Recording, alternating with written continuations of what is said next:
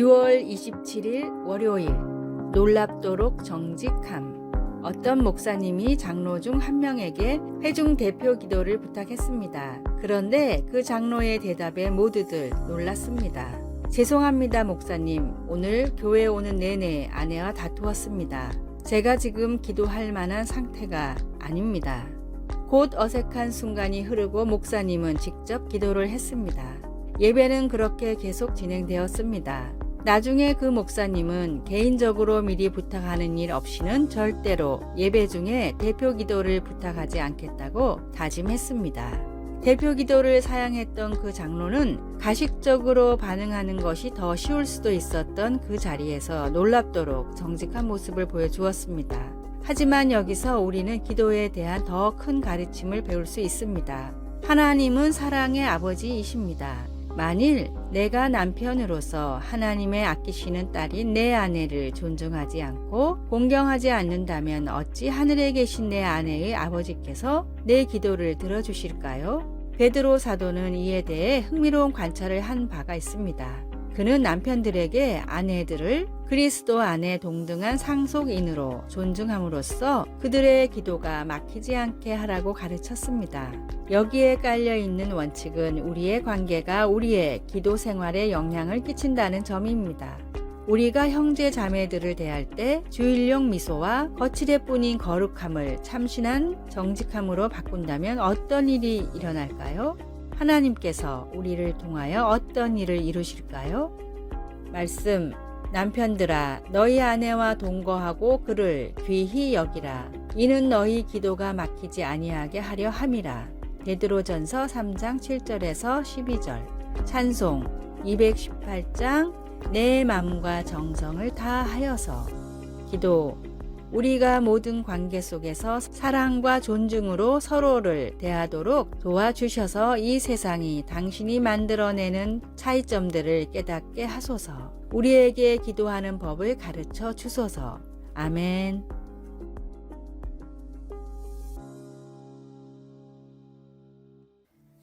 (6월 28일) 화요일 런치 레이디의 탄생.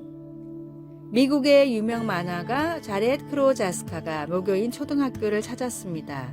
그런데 몇십 년 전에 급식 아줌마가 아직도 일하는 것을 보고는 자기도 모르게 아직도 여기서 일하고 계시네요 라고 말을 걸었는데 놀랍게도 그 아줌마는 자렛을 기억하고 있었습니다. 그렇게 오랜 시간 아줌마와의 대화가 이어졌습니다. 그리고 그 아줌마가 가족을 위해 이 일을 한다는 것도 이 일에 자부심을 가지고 있다는 것도 알게 되었습니다. 집으로 돌아간 자렛은 이 만남을 통해 학교에 찾아오는 돌연변이 악당들을 퇴치하는 영웅 런치 레이디라는 작품의 힌트를 얻었고 작품이 나오자마자 그 아줌마에게도 보내주었습니다. 그런데 이 한 권의 책이 놀라운 반향을 일으켰습니다. 그림책이 인기가 높아지며 전국의 영양사와 급식 아줌마들이 자부심을 갖기 시작했습니다. 영양사협회는 런치 레이디의 날을 제정했으며 급식 아줌마들은 스스로 모여 소외받는 아이들을 찾아다니며 밥을 해주는 봉사를 시작했습니다. 자렛이 그림책을 보내준 급식 아줌마는 유언으로 런치 레이디를 자신의 관에 함께 넣어달라고 했을 정도였습니다. 하나님이 창조하셨기에 소중하지 않은 사람은 한 명도 없습니다.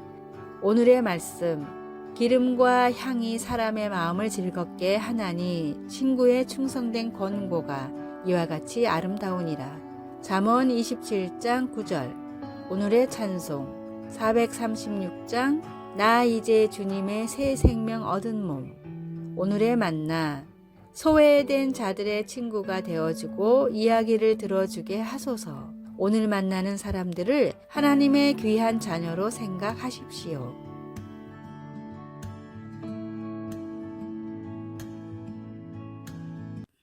(6월 29일) 수요일 과거를 벗어남. 크리스 베이커는 고통과 노예의 상징인 문신들을 예술 작품으로 바꾸는 문신 예술가입니다. 그의 고객 중 상당수는 과거에 폭력단이었거나 인신매매의 희생자들로 몸에 식별용 이름이나 상징 암호들로 표시가 되어 있었습니다. 크리스는 이것들 외에 새 문신을 그려서 그것들을 아름다운 예술 작품으로 바꿔 놓습니다. 크리스 베이커가 피부 위에 하는 일을 예수님은 영원해 하십니다. 주님은 우리 모습 그대로를 받아들이고 우리를 변화시켜 주십니다. 성경은 누구든지 그리스도 안에 있으면 새로운 피조물이라 이전 것은 지나갔으니 보라 새 것이 되었도다 라고 말씀합니다. 주님을 알기 전에 우리는 어떻게 되든 욕심이 이끄는 대로 살고 우리 삶도 그런 모습을 그대로 보여줍니다. 그러나 우리가 회개하고 그리스도와 함께 걷기 시작하면 예전에 우리를 지배하던 욕정과 유혹은 이전 것이 되어 사라져 버립니다. 모든 것이 하나님께로서 났으며 그가 그리스도로 말미암아 우리를 자기와 화목하게 하시고 그렇지만 새 사람으로서의 삶이 언제나 쉬운 것은 아닙니다. 옛 습관을 끊어버리는 데에는 시간이 많이 걸리기도 합니다. 예전의 삶을 지배하던 생각들과 싸워야 하기도 합니다. 그래도 시간이 좀 지나면 성령님이 우리 안에 역사하셔서 우리에게 내적인 힘을 주시고 주님의 사랑을 이해하게 해 주십니다. 말씀 그런즉 누구든지 그리스도 안에 있으면 새로운 피조물이라. 찬송 214장 나 주의 도움 받고자. 기도 주님의 죽음을 이기시고 부활하심에 감사드립니다. 죄를 이기심으로 우리가 용서받고 주님 안에서 새 삶을 누릴 수 있습니다. 아멘.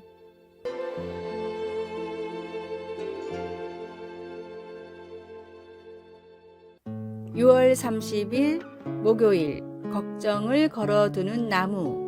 뭐든지 걱정부터 하는 줄리라는 꼬마 소녀가 있었습니다. 줄리의 하루는 걱정으로 시작해서 걱정으로 끝났습니다.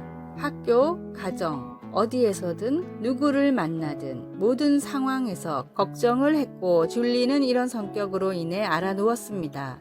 걱정으로 생긴 병이었기에 치료할 수도 없었고 약도 쓸 수 없었습니다. 그렇게 집에서 혼자 누워있는 줄리는 어느 날 심심해서 잡동사니를 모아둔 다락을 뒤지기 시작했습니다. 다락에서 작은 동물들이 달려있는 나무 모형을 발견하게 됩니다. 줄리는 그날부터 걱정거리를 나무의 동물들에게 말하고 종이에 적어 걸어 놓았습니다. 그렇게 나무와 동물들에게 걱정을 털어놓고 나면 이상하게 마음이 편하고 다시 걱정하는 마음이 생기지 않았습니다. 이 작은 사건으로 줄리는 걱정을 하기보다는 문제를 스스로 해결하는 아이가 되었고 행복하게 인생을 살아가게 되었습니다. 호주와 유럽의 각종 어린이 문학상을 휩쓴 걱정을 걸어두는 나무의 이야기입니다. 사람들이 걱정하는 이유는 인생의 의미를 모르고 불확실한 미래를 알지 못하기 때문입니다. 그리스도인들은 우리의 모든 짐을 지시고 죽으셨다가 다시 살아나신 예수님의 십자가 은혜로 모든 문제를 해결한 사람들입니다. 그러므로 걱정의 틈이나 습관이 있으면 주님과 믿음으로 단단히 연결되어 있는지 확인하십시오. 반드시 하는 모든 일이 다 형통합니다. 오늘의 말씀 여호와께서 주시는 복은 사람을 부하게 하고 근심을 겸하여 주지 아니하시느니라. 잠언 10장 22절. 오늘의 찬송 413장 내 평생에 가는 길. 오늘의 만나 불확실한 미래에 두려워 말고 구원의 확신에 기뻐하십시오.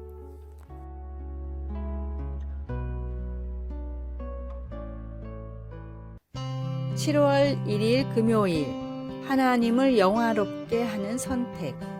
레오 톨스토이 소설 가정의 행복에서 주인공 세르게이와 마샤는 마샤가 젊고 매력적일 때 만납니다. 세르게이는 나이가 더 많고 여행을 많이 다녀 마샤가 사는 시골 밖의 세상을 잘 알고 있는 사업가입니다. 시간이 흘러 두 사람은 사랑에 빠지고 결혼하게 됩니다. 그들은 시골에 정착하여 살지만 마샤는 주변 환경을 지루하게 느끼기 시작합니다. 마샤를 아끼는 세르게이는 세인트 피터스버그로의 여행을 마련하는데 그곳에서 마샤는 그녀의 아름다움과 매력으로 인해 곧 유명해집니다. 부부가 여행을 마치고 집으로 돌아오려고 할 때 한 왕자가 마샤를 만나고 싶어 그 도시에 찾아옵니다. 세르게이는 억지로 마샤를 끌고 그곳을 떠날 수 있었지만 마샤가 스스로 결정하도록 합니다.